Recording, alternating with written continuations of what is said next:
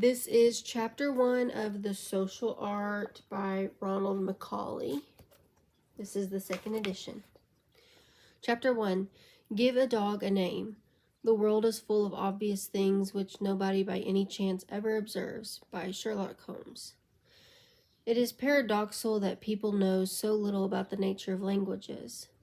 Scholars from fields as various as philosophy, computer science, psychology, lexicography, and what is sometimes called the science of language, linguistics, have been studying language for a very long time. Their efforts have produced enough printed material to fill a fair-sized library. Yet little of what they have discovered has trickled down to the general public in debates over political, educational, and cultural issues such as literacy, bilingual education, or the alleged deterioration of the English language tend to be conducted in terms of the folk beliefs of the participants and with little reference to the experts. This is because as much as the fault of the experts as it is of the general population. Linguistics in particular have generally been mainly interested in the abstract nature of linguistic structure, which they have studied without reference to the people using it or the situations in which it is used. This approach has led to some remarkable discoveries about the nature of language, but, not surprisingly, it usually takes some technical knowledge to appreciate their significance.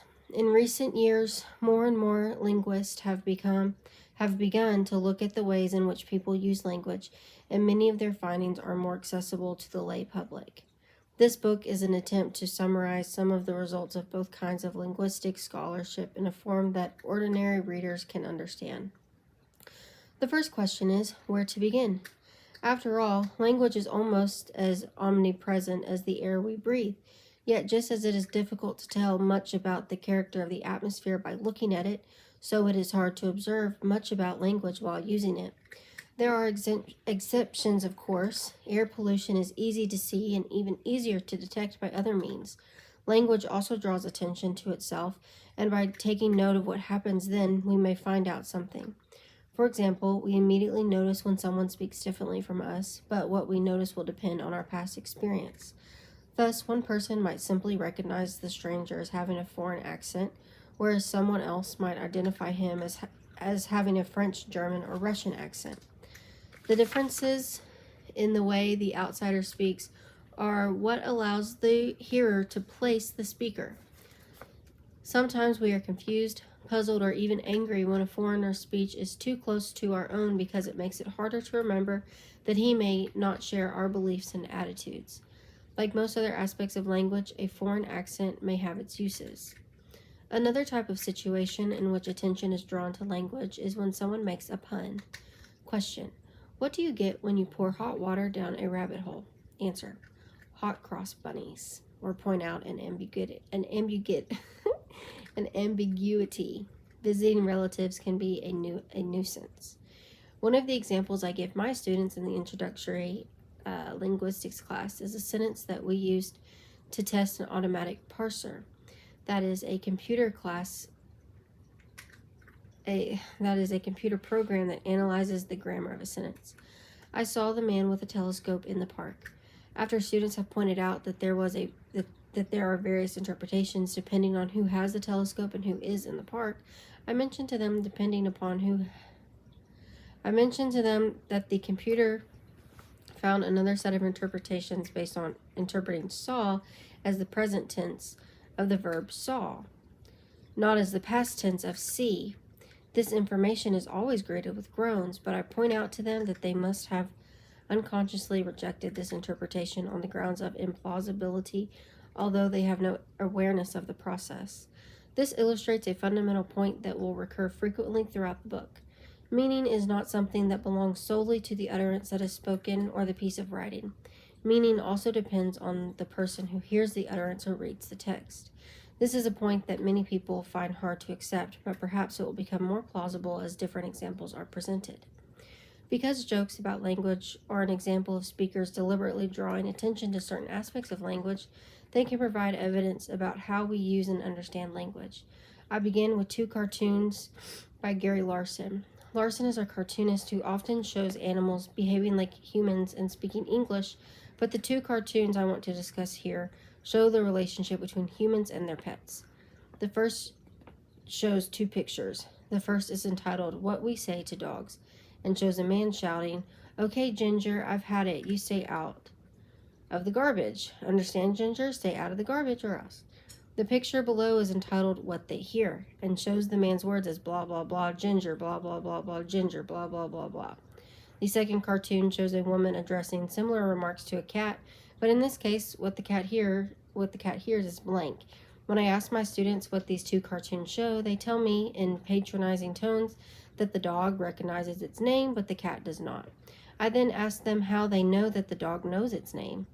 At this, they look at me in astonishment. Everybody knows that a dog recognizes its own name. When I ask for evidence, they point out that the dog comes when called, but the fact that the dog comes when it hears the sound is no evidence that the dog recognizes the signal as its name. Moreover, we use the dog's name not only to call it, but also to scold it, to stop it from doing something, to comfort it, and for a number of other reasons. We know that what is common to all these utterances is the dog's name, but how can the dog know this? It is likely that we say the name differently for different purposes. Sharply for a reprimand or prohibition, gently for comfort. These are all different signals, and there is no reason why the dog should be concerned about what they have in common. Even if the dog were to notice the common element, it would be incredible if it were able to identify this element as its name. The concept of a name is purely a human one, and there is no difference to believe that any other creature could grasp this concept. Yet we act as if the dog knows its name, and we find it hard to accept that it does not. This is probably because we want them to be more like us, to be almost human. There are a number of basic points to be made from this example. The first is that we believe toward other people the way we do toward our dogs. That we behave toward other people the way that we do toward our dogs. That is, we expect them to understand what we have said in the way that we meant it. Usually, this assumption seems to be justified, and humans have the advantage over dogs in that we can say that they do not understand or ask for clarification. As we shall see in later chapters, however, this assumption is not always justified, particularly not with young children. The second point is that we probably attach more importance to words than is justified. In the case of the dog, we think of the name as the important signal, although the tone of the voice, what linguists call the intonation, may be much more important. In some languages, tone distinguishes words. In Chinese, for example, ma said with a high level tone means mother. With a high falling tone, it means scold. With a low falling rising tone, it means horse. And with a high rising tone, it means hemp. In English, we do not use tone in quite this way, but we all know that there is a big difference between no with a strong falling intonation, which might mean definitely not, no with a sharply rising intonation, which might mean are you sure, and no with a falling rising intonation, which might mean maybe. Similarly, the particle o, which does not have a clear dictionary meaning, though it performs a number of useful functions, can express quite different responses depending on the intonation. The third point is that language is only part of the communication. When we get dressed to go out, pick up the dog's leash while moving toward the door, and say, "walkies," the voice signal is highly redundant. The dog probably recognizes our intentions long before the word is uttered. Similarly, we pay attention to how people look as well as to what they say. In this way, we can often identify such notions as jokes, insults, flattery, sarcasm, or threats. In addition to facial expressions, gestures and posture are also ways of communicating. We also communicate with noises that are not words, for example, laughing or sobbing. The shepherd in Sheepdog Trials whistles to his dog to tell it what to do. The most important point, however, is that the dog almost certainly does not notice details of the signal. For human beings who speak English, there is an important difference between, for example, walkies and talkies, and this is parallel to the difference between will and till and between wool and tulle. This is not because of any similarity in the difference of meaning between the pairs of words, but because the first word in each pair begins with a W and the second word in each pair begins with a T. The essence of human language is that it uses sounds that have no meaning in themselves to distinguish groups of these sounds that can have an associated meaning. Linguists call the sounds that can be used for this purpose phonemes. Oh my gosh. I can't pronounce it. Phonemes. It's also midnight and I'm sleep deprived. Phonemes. I know what the word phonemes. Each language has its own set of phonemes and its rules for combining them into sequences. Linguists call the groups of sounds that we have an associated meaning morphemes. Many morphemes are what we think of as words, but some morphemes are parts of words. All human languages consist of sets of morphemes, which are made up of phonemes. Nothing we know about the ways in which animals communicate either among themselves or with human beings suggests that animals pay attention to the differences in sounds, phonemes, that are basic to all human languages. As we shall see, it takes children some time and effort to discover and use the phonemes of the language they will grow up to speak.